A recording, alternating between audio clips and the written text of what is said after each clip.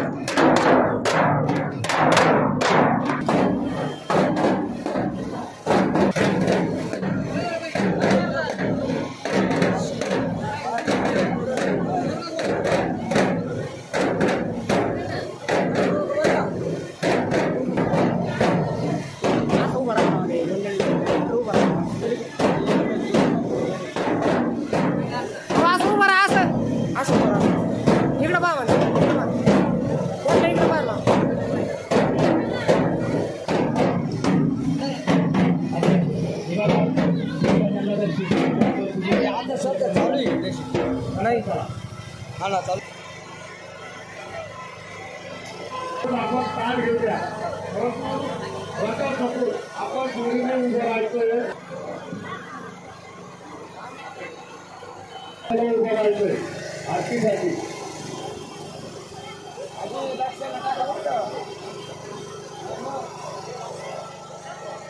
जे कोणी जोडी न्यायचे त्या ठिकाणी सर्वांचे उभं राहायचंय। दादा कुठे बाबा व्हिडिओ चालू आपला युट्यूबला सगळं टाकायचं सगळं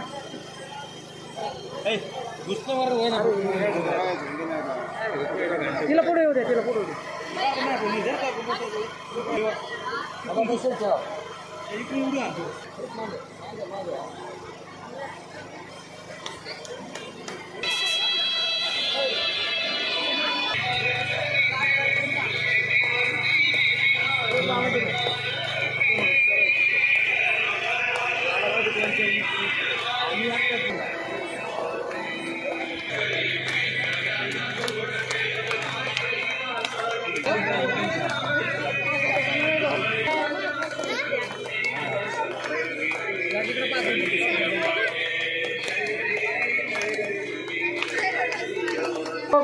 होळकरांचा अरे बाळूमामाच्या नावानं बिरोबाच्या नावानं अरे बाळूमाच्या नावानं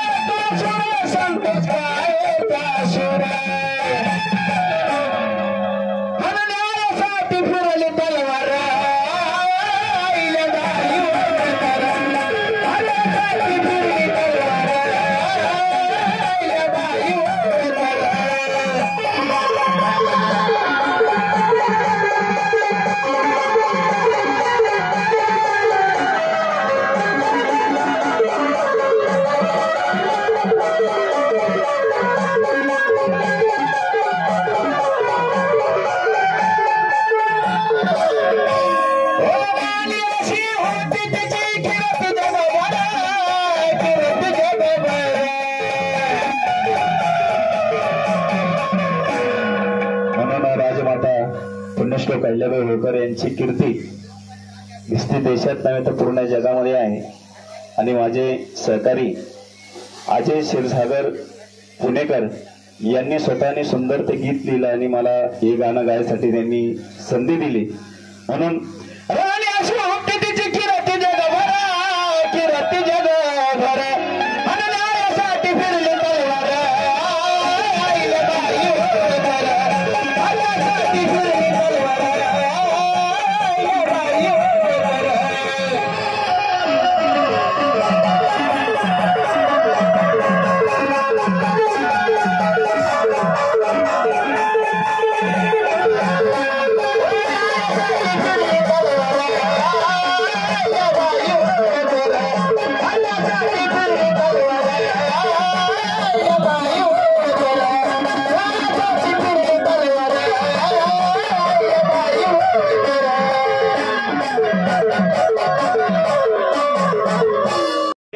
होळकर यांच्या पूर्णकृती पुतळ्याला पुष्पहार अर्पण करायचा आहे. गोंधळगाव ग्रामपंचायतचे माजी सरपंच, वैजापूर पंचायत समितीचे सदस्य माननीय श्री राजेंद्र पाटील वाघ यांना अशी सर्वांच्या वतीने विनंती आहे की त्यांनी राजमाता पुण्यश्लोक अहिल्यादेवी होळकर यांच्या पूर्णकृती पुतळ्याला पुष्पहार अर्पण करायचं आहे.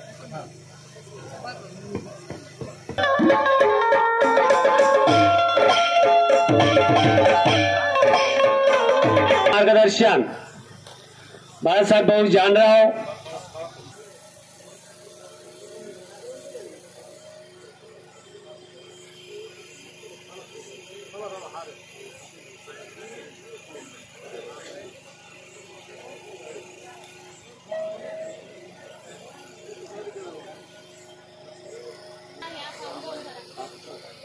यांना अशी विनंती की त्यांनी मंचावर यायचंय. सुनील भाऊ गायकवाड आणि यांचं पूजन करायचंय. या ठिकाणी या राजमाता पुण्यश्लोक अहिल्यादेवी संदेश रथ यात्रेचे मार्गदर्शक बाळासाहेब भाऊ जानराव यांचे पूजन या ठिकाणी ग्रामस्थांच्या वतीने गोंधळगाव ग्रामपंचायतचे माजी सदस्य माननीय श्री सोमनाथ भाऊ वैद्य यांना अशी विनंती की त्यांनी त्यांचं पूजन करायचंय. या ठिकाणी सुनील भाऊ गायकवाड यांचं पूजन या ठिकाणी बद्रीनाथ भाऊ साबळे सत्कार या ठिकाणी बद्रीभाऊ साबळे त्यांचा सत्कार करतील.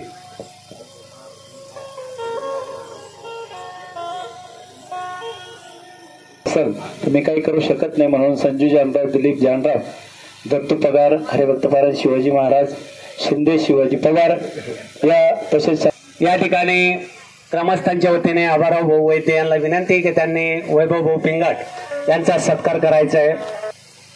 अर्गनवादक त्यांनाही विनंती की त्यांनी मंचावर यायचंय आणि दिलीप भाऊ जानराव यांना पण विनंती असेल की त्यांनी मंचावर यायचंय. त्यांचाही या ठिकाणी तबलावादक, अर्गनवादक संजय भाऊ जान, पारायण गायनाचार्य शिवाजी भाऊ पगार हे या ठिकाणी नालेगावहून उपस्थित झालेले आहे. त्यांचाही या ठिकाणी सत्कार पूजन करण्यात येत आहे.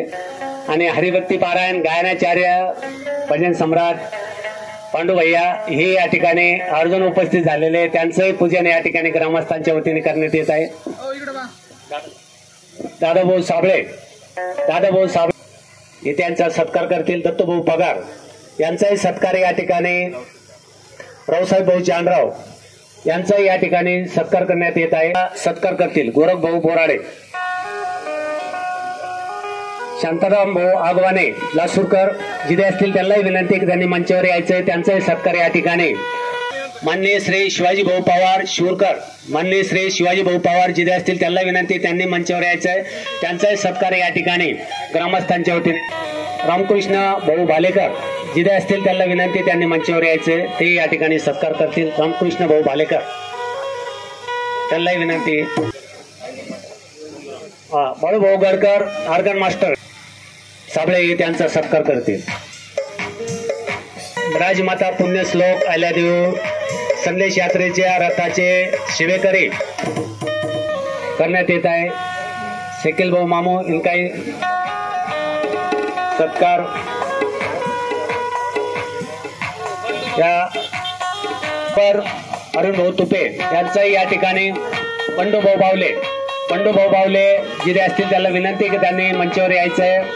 या साहेब शिंदे हरिभक्ती पारायण शिवाजी भाऊ दादासाहेब शिंदे यांना जिथे असतील त्याला विनंती की त्यांनी मंचावर यायचं.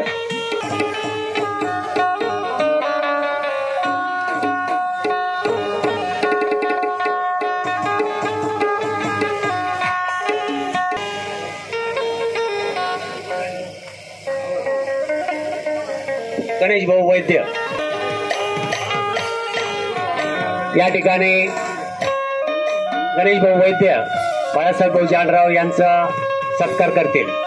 गणेश भाऊ वैद्य हे ग्रामस्थांचे. शिवाजी महाराज, भारतरत्न डॉक्टर बाबासाहेब आंबेडकर, राजमाता पुण्यश्लोक अहिल्यादेवी होळकर, महात्मा ज्योतिबा फुले, सावित्रीबाई फुले, अण्णाभाऊ साठे सर्व मानवांना अभिवादन करून वैजापूर गंगापूर तालुक्यातील या अहिल्या संदेश यात्राचा तिसरा दिवस आणि जवळपास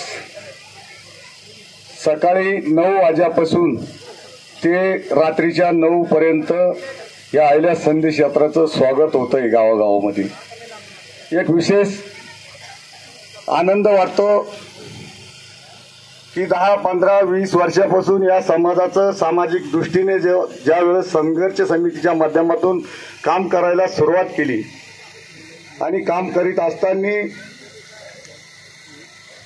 नुसतं संघर्ष समितीचं जिल्हाध्यक्ष म्हणून पद घ्यायचं आणि लग्नात कार्यात दाव्यात ते पद घेऊन मिरवायचं आणि समाजाला सांगायचं की मी समाजाचा जिल्हाध्यक्ष आहे. परंतु त्या समाजाच्या भावना काय, त्या समाजाची त्यांना गरज कशाची ही भावना त्या ठिकाणी समजून घेतली पाहिजे. पद येत असत्या जात असत्या. कारण मला तरी वाटतं बिपिन दादा या ठिकाणी आमचे मार्गदर्शक डॉक्टर साळेसाहेब, आमचे मित्र बाबुळगावचे अण्णाभाऊ पवार असतील, या तालुक्यामध्ये या जिल्ह्यामध्ये अतिशय चांगल्या पद्धतीने त्यांना आणल्या संदेश यात्राला सुरुवात केली होती. परंतु त्यावेळेचा काळ मला चांगला आठवतो. मी जरी लहान असेल परंतु त्यांच्या प्रत्येक कामाला असेल गावागावात त्यावेळेस जायचे, त्यावेळेस मी अतिशय कोणताही कार्यक्रम त्यांचा सोडत नव्हतो. जी कळकळ त्यांच्यातली होती की आयल्या संदेश यात्राच्या माध्यमातून या समाजाला संघटित करावं आणि काहीतरी आपलं भलं करावं या समाजाचं.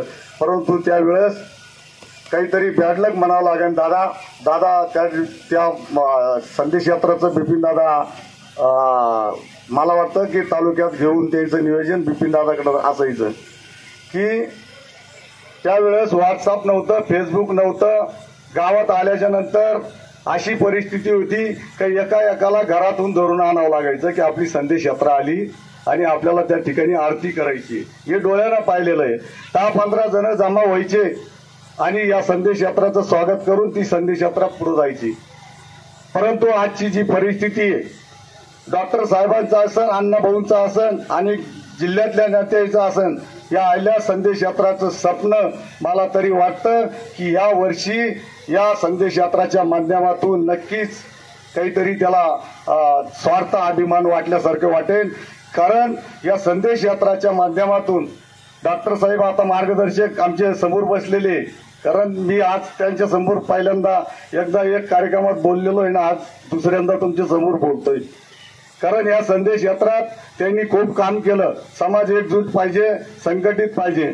परंतु त्यांचीच ऊर्जा घेऊन आम्ही या कार्याला सुरुवात करीत असताना आम्ही एक तालुक्यात संदेश घेऊन या संदेश यात्राच्या निमित्ताने चाललो की झालं तरी काय, माझ्या या समाजाला कोणाची नजर लागली, कोणाची दृष्ट लागली, काय होतास तू, काय झालास.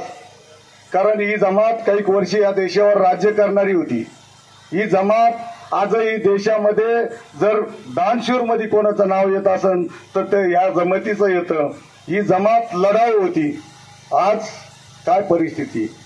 आज आम्ही प्रत्येक गावात गेल्यानंतर सांगतो की कसरी, वाकला, तलवाडा, भादली या डोंगरात जर गेलं तर त्या समाजाला आजही गावचा सरपंच कोणीही माहीत नाही. त्या समाजाला गावचा ग्रामपंचायत सदस्य कोणीही माहीत नाही. त्या समाजाला या तालुक्याचा आमदार कोण आजही माहीत नाही. त्या ठिकाणी गेल्याच्या नंतर आपण जेव्हा परिस्थिती जर पाहिली, आपण जर बोलायला लागलो, ही जी गोष्ट जर आपण भावनानं बोलायला लागलो तर त्या डोळ्यातून अश्रू, त्या महिलांचे असेल, पुरुष असेल, डोळ्यातून अश्रू निघतात त्या ठिकाणी.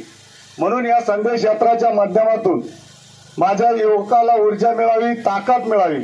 माझ्या मेंढपाळ दऱ्याखोऱ्यात, डोंगरात, दऱ्यात आणि वाड्या वस्त्यावर गावगाड्यात राहणारा हा समाज, याला ऊर्जा मिळावी, ताकद मिळावी.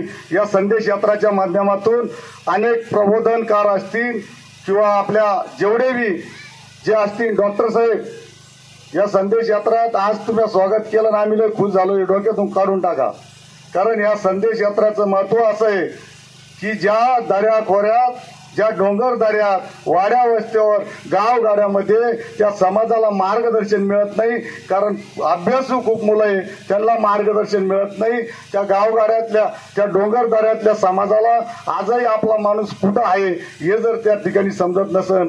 परंतु तुमच्यासारखे शिक्षक असेल, तलाठी असेल, ग्रामसेवक असेल, तहसीलदार असेल, कलेक्टर असेल किंवा आपले मोठमोठे नेते असतील, या संदेश यात्राच्या माध्यमातून त्या डोंगर दऱ्यामध्ये, वाड्या वस्त्यावर, गावगाड्यामध्ये जाऊन या संदेश यात्राच्या माध्यमातून मार्गदर्शन करताय. आणि त्यांना जी ऊर्जा त्या ठिकाणी मिळाली पाहिजे की माझ्या समाजात डॉक्टर आहे, ग्रामसेवक आहे, तलाठी आहे, या माझ्या समाजात तहसीलदार आहे, कलेक्टर आहे, आमदार आहे, तालुका आहे. ही ऊर्जा जर त्या समाजात जर तयार झाली तर नक्कीच प्रत्येक जो माझा वाड्या वस्त्यावर, दऱ्या डोंगरामध्ये जो गावगाड्यात समाज असतो, ते मेंढपाळ जी माय बाप असतील, त्यांनी जे स्वप्न पाहिलेले की आपण एवढं काटे कुटे, दगड धोंडे एवढे बी पुढं हे करून पुढं चालतो. परंतु आपल्याला आपले जे स्वप्न आहे ते स्वप्न त्या ठिकाणी आपल्याला पूर्ण करण्यासाठी आपण काय केलं पाहिजे याचं मार्गदर्शन त्या ठिकाणी मिळत नाही. म्हणून या संदेश यात्राच्या माध्यमातून त्या दऱ्याखोऱ्यातल्या, वाड्या वस्त्यावरल्या, गावगाड्यातल्या त्या समाजाला, त्या मायबापाला जी काट्या कुट्यात हिंडणारी आई असेल, बाप असेल, त्यांच्यात ही ऊर्जा तयार झाली पाहिजे या संदेश यात्राच्या माध्यमातून, की माझा मुलगा ग्रामसेवक झाला पाहिजे, माझा मुलगा तलाठी झाला पाहिजे, माझा मुलगा तहसीलदार झाला पाहिजे, माझा मुलगा पोलीस मध्ये गेला पाहिजे, माझा मुलगा तहसीलदार झाला पाहिजे, माझा मुलगा कलेक्टर झाला पाहिजे, माझा मुलगा आमदार झाला पाहिजे, माझा मुलगा खासदार झाला पाहिजे, माझा मुलगा मंत्री झाला पाहिजे, या महाराष्ट्राचा मुख्यमंत्री झाला पाहिजे. ही ऊर्जा, ही ताकद जोपर्यंत त्यांच्यात येणार नाही तोपर्यंत कोणताही विकास आणि आपली एकजूट होणार नाही. जो जवळून पाहिलेला अनुभव आहे. आणि त्या आई बापाने जर ते स्वप्न जर पाहिले असेल आणि त्या मुलाला बी वाटत असेल की मी ग्रामसेवक झालो पाहिजे, मी तलाठी झालो पाहिजे, मी कलेक्टर झालो पाहिजे, मी आमदार झालो पाहिजे, परंतु त्याला मार्गदर्शन त्या ठिकाणी मिळत नाही. आणि आपल्या माध्यमातून जेवढे असतील, रात्री जरार साहेबाला 10 वाजले, तलवाडवाल्याने सोडलं नाही, 10 वाजता 10:30 वाजता त्या डोंगरामध्ये बोलवणं हे चुकीचं ठरण की दादा 11 वाजता.